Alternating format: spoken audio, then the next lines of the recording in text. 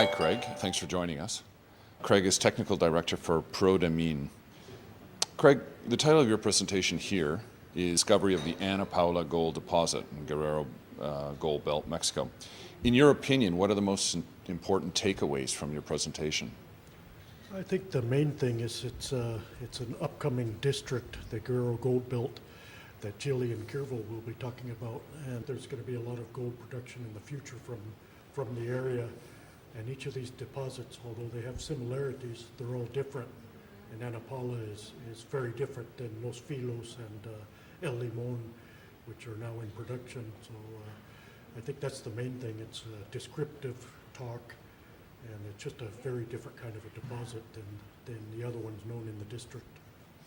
They're different because they're higher grades? What exactly, or stratification, or what depth? I think it's a different position in the geologic sequence. Let's say the Los Filos and El Limon particularly is maybe more proximal, skarn, and endoskarn, exoskarn.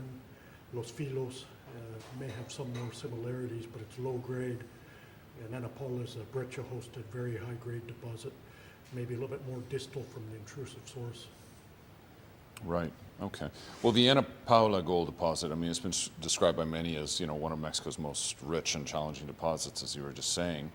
Do you think, A, that this is true, and if so, can you put that in perspective relative to perhaps, other deposits, perhaps in terms of grade intervals, resource, NPV, payback time, other challenges? The thing with Ana Paula, it was, we were looking for a large, low to moderate grade heap leachable deposit, and we found that if the gold price was high enough, but we found a very high grade breccia zone, and it's, I don't have the actual numbers right off the bat, but I think we hit, the discovery hole was 200 meters of about 3 grams per ton, and then one of the best hole on the deposit, which I think was one of the best holes drilled worldwide probably that year, was hole 37, was 316 meters of 5 grams per ton, and that was it had a 65 meter interval of about 18 grams per ton in the middle, and that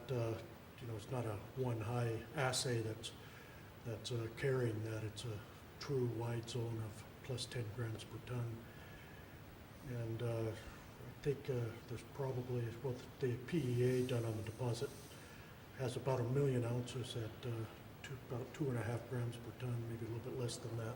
Probably the core of that has about 500,000 ounces at probably 7 to 10 grams per ton. So that's the significant thing. You could mine that even if gold was at $800 an ounce, still be profitable. Right.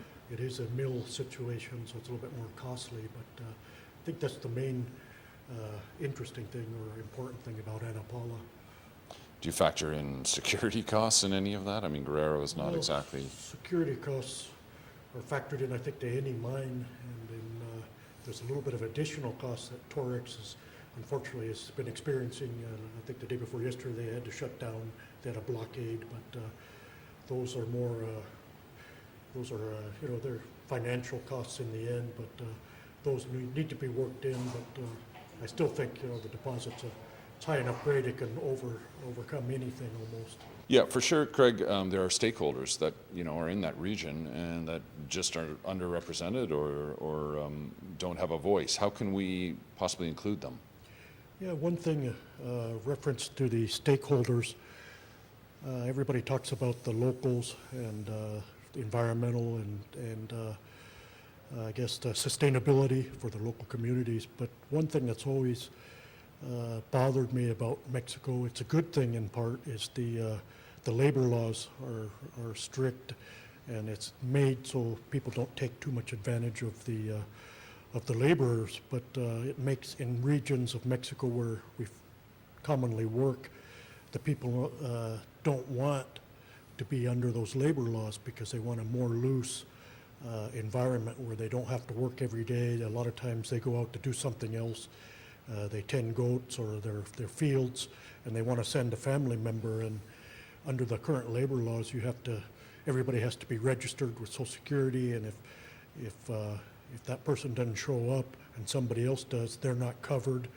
And it causes lots of problems for an operation, particularly an exploration where it's a little bit more loose. It's not a mining operation, and people or the locals commonly don't want to be under a rigid system. And I think that needs to be factored into the future of Mexico, I think, or particularly for the early parts of the project's exploration particularly.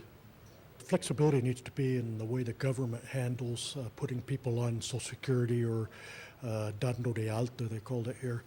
And, people want to maybe disappear for 2 days and go do something else that's not close by, so they can't just go in the afternoon. We can handle that, but they want to go 10 fields and be gone for 2 days and send somebody in their place so they don't lose their wage.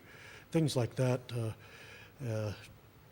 I think if we could handle that easier, it would be easier for companies to follow the laws, the strict laws, which particularly as a foreign company, I work for a lot of foreign companies, and we need to follow those laws. But sometimes they're onerous, and the locals don't even want you to follow them, and it's there to protect them.